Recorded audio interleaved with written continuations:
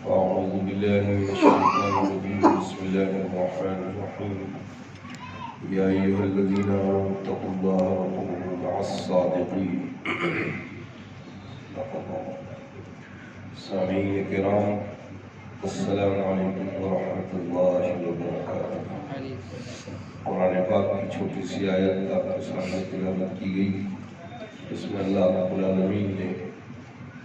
تقوی اختیار کرنے کا ایمان والوں کو حکم دیا کہ یا ایھا الذین آمنوا اتقوا اللہ وکونوا مع الصادقین۔ ایک صحابی ہیں حضرت معاذ بن جبل رضی اللہ تعالیٰ عنہ، بڑے جلیل القدر صحابی ہیں۔ جب یمن میں گورنر بنا کے بھیجنا پڑا، جناب رسول کو بھیجنے کا جب ارادہ ہوا صحابہ تو آپ نے صحابہ کرام کو نظر ڈالی تو نظر پڑی حضرت معاذ بن جبل رضی اللہ تعالیٰ عنہ، اور آپ نے یمن کا گورنر بنا کے بھیجا حضرت معاذ بن جبل کو۔ تو حضرت معاذ بن جبل فرماتے ہیں کہ جب میں گورنر یمن کے لیے روانہ ہونے لگا تو اللہ کے رسول صلی اللہ علیہ وسلم میرا ہاتھ پکڑ کر کافی دور تک میرے ساتھ چلے اور مجھے بڑی اہم نصیحتیں کرنے لگے، جس میں سب سے پہلی نصیحت یہ تھی کہ اے معاذ اتقوا اللہ، اللہ سے ڈرو، اللہ کا تقوی اختیار کرو، متقی بن جاؤ۔ یہ اللہ کے رسول صلی اللہ علیہ وسلم نے حضرت معاذ بن جبل کو نصیحت فرمائی۔ اسی لیے اسلام کا سب سے اہم اور سب سے اللہ رب العالمین کا یقین والا حکم جو ہے وہ اتقوا اللہ، تقوی اختیار کرو۔ یہی وجہ ہے کہ قرآن میں سب سے زیادہ کہیں اتقوا اللہ، کہیں متقون، سب سے زیادہ تقوی کے بارے میں اللہ نے ذکر کیا ہے۔ اور سورہ بقرہ میں تو شروع ہی سے فرمایا کہ ھدی للمتقین۔ یہ اللہ کا کلام ساری دنیا انسانیت کے لیے نازل کیا گیا ہے، بس وہ ساری دنیا انسانیت میں جو لوگ ھدی للمتقین، جو متقی ہوں گے ان کو ہدایت کا راستہ مل جائے گا۔ جو متقی نہیں ہوں گے ان کو ہدایت کا راستہ نہیں ملے گا، جو اللہ سے ڈرنے والے نہیں ہوں گے۔ یعنی آپ کے دین کا پورا دار و مدار اساس جو ہے وہ اللہ سے ڈرنے کا معاملہ ہے، اتقوا اللہ۔ یہی وجہ ہے کہ آپ کی شریعت کے اندر اللہ رب العالمین نے جو عبادت رکھا اس کے حدود رکھے۔ نماز فرض کی تو 5 وقت کی نماز فرض کی، روزے فرض کیے تو سال میں 30 دن روزے فرض کیے گئے، زکوٰۃ فرض کی تو 100 پر 2.5 روپیہ زکوٰۃ فرض کیا گیا، 40واں حصہ۔ حج فرض کیا تو پوری زندگی میں 1 مرتبہ حج فرض کیا، لیکن جب تقوی کے بارے میں ذکر کیا تو فرمایا فاتقوا اللہ ما استطعتم، تمہاری جتنی استطاعت ہے اس حساب سے اللہ سے ڈرو،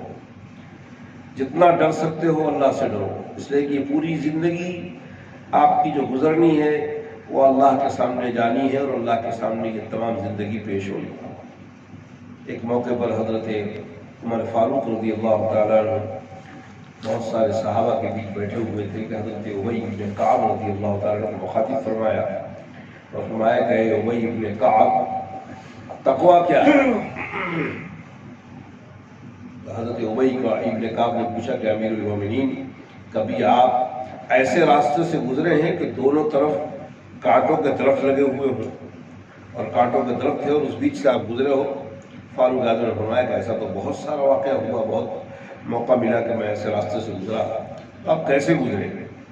فرمایا ابی بن کعب، میں اپنے کرتے کے دامن کو اور اپنے کپڑے کو پوری طرح سمیٹ کر، لپیٹ کر، بچا کر اس راستے سے گزرا کہ کہیں یہ میرے دامن ان کانٹوں کے اندر الجھ کر، اٹک کر الجھ نہ جائے۔ ابی بن کعب نے فرمایا کہ امیر المومنین، بس یہی تقوی ہے۔ اس دنیا سے آپ محرمات سے، کبیرہ گناہوں سے، صغیرہ گناہوں سے،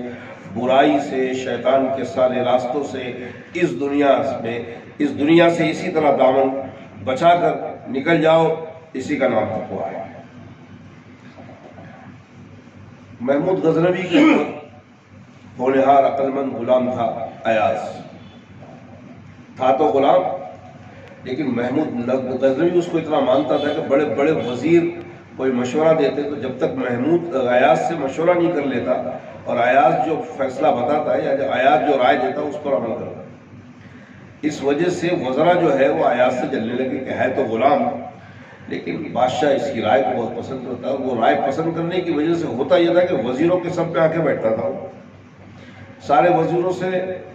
محمود غزنوی سوال کرتا، مشورہ لیتا، پھر اس کے بعد سب سے آخر مشورہ ایاز سے لیتا، ایاز جو مشورہ دیتا وہ مان لیتا ہوتا۔ اس وجہ سے ایاز سے جلنا شروع کیا۔ کئی موقع پر محمود غزنوی نے اس بات کا ان وزراء کو امتحان لے کے بتایا کہ میں ایاز کو اتنی عزت دے دیتا ہوں کہ ایاز اس قابل ہے، جس لائق وہ ہے اس لائق میں اس کو عزت دیتا ہوں، لیکن اس کے باوجود بھی وزراء جو ہے وہ بادشاہ کو بھڑکا رہتے ہیں کہ غلام ہے، آپ ان کو ہمارے وزراء کے سامنے ہمارے وزیروں کے ساتھ بیٹھا دیتے ہیں، ہماری سب کو ملا دیتے ہیں۔ لیکن اس زمانے کے بادشاہ بادشاہ دنیا دار تھے، لیکن عقل مند تھے، کچے کان کے نہیں تھے کہ کوئی ذرا سی بہکا دیا تو کسی کی طرف سے بھڑک جاتے تھے یا اس کی طرف سے نفرت کرنے لگ جاتے تھے۔ محمود غزنوی سنتا اور کسی نہ کسی انداز سے کوئی نہ کوئی موقع ڈھونڈ کر ایاز سے ایسے عمل کروا لیتا کہ وزراء کو جواب مل جاتا۔ لیکن ایک موقع پر تمام وزراء کے سامنے اپنی بادشاہت کا، اپنی سلطنت کا سب سے قیمتی ہیرا منگایا، تو بہت ہی ایک ہی ہیرا تھا، وہ سب سے قیمتی ہیرا تھا، اور اس کو لا کر وزراء کے سامنے لا کے اور فرش پہ رکھ دیا، اور ایک ہتھوڑا منگایا۔ ہتھوڑا منگانے کے بعد ایک وزیر کو بلایا، سب سے پہلا جو بڑا وزیر تھا اس کو بلایا، فرمایا کہ اس ہتھوڑے سے اس ہیرے کو توڑ دو، یہ میرا حکم ہے۔ فرمایا حضور میں آپ کا نمک کھایا ہوں، آپ کی نمک حرامی کیسے کر سکتا ہوں؟ یہ اگر ہیرا توڑ دیا جائے گا تو آپ کی سلطنت کا بہت بڑا نقصان ہوگا، میں آپ کا نمک کھایا ہوں، میں نہیں توڑ سکتا۔ فرمایا دوسرے وزیر دے دو، ہتھوڑا دوسرے کو دے دیا۔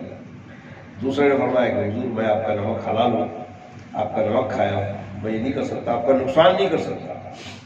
اس طرح سارے وزیروں کو ہتھوڑا دیتے گئے، جتنے وزراء تھے سب کو فرمایا کہ بھئی یہ ہیرا توڑ دو۔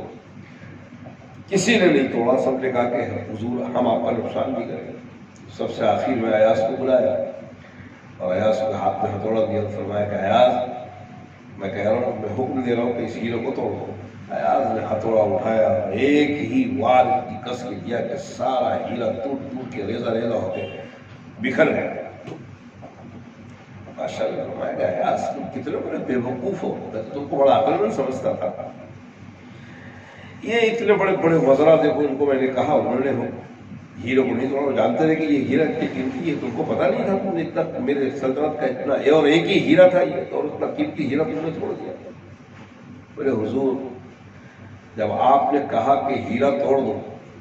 تو دو بات پر میں غور و فکر کیا کہ اگر ہیرے کو بچاتا ہوں تو شہنشاہ وقت بادشاہ کا حکم ٹوٹ جائے گا، حکم کو بچاتا ہوں تو ہیرا ٹوٹ جائے گا۔ تو میں نے بہتر یہ سمجھا کہ بادشاہ کا حکم نہ ٹوٹے، بادشاہ کے حکم پر تو ایسے 1,00,000 ہیرے رکھے ہو تو ایاز توڑ دے گا، تو میں نے توڑ دیا۔ تب محمود غزنوی نے وزراء کے سامنے مخاطب کیا کہ دیکھا آپ لوگوں کو میں نے حکم دیا، آپ نے میرے حکم کو توڑا، ہیرے کو بچایا، ایاز نے میرے حکم کو مانا۔ اس لیے ایاز کی قدر و منزلت کی جاتی ہے کہ آپ کی نظر میں میری سلطنت کی عزت ہے، ایاز کی نظر میں میرا اور میرے حکم کی عزت۔ بادشاہ کا حکم غلام مان لے، شہنشاہوں کا بادشاہ، بادشاہوں کا بادشاہ، شہنشاہوں کے شہنشاہ اللہ رب العالمین، بندہ ان کا حکم نہ مانے تو پھر اس دنیا میں اس کو رہنے کا حق ہے، اور پھر اللہ کے سامنے کھڑے ہو کر وہ اجر لینے کا مستحق ہے، یہ ہمیں غور کرنا ہے۔ ظاہر بات ہے کہ یہ تقوی اختیار، اللہ سے ڈر اور خوف جب یہ ہوگا اور وہ آپ کو اپنی استطاعت کے، اس کے لیے کوئی قید، کوئی حد متعین نہیں کی، ہر لمحہ آپ کو رات ہو تو اللہ سے ڈرنا ہے، دن ہو تو ڈرنا ہے، بیوی کے پاس بیٹھے ہو تو اللہ سے ڈرو، بال بچوں کے بیچ بیٹھے ہو تو اللہ سے ڈرو، رات کی تنہائی میں ہو تو اللہ سے ڈرو۔ اللہ کا تقوی اختیار کرو کہ اللہ ہمیں دیکھ رہا ہے اور اللہ ہماری تمام باتوں کا علم رکھتے ہیں اور خبیر ہیں، وہ جانتے ہیں۔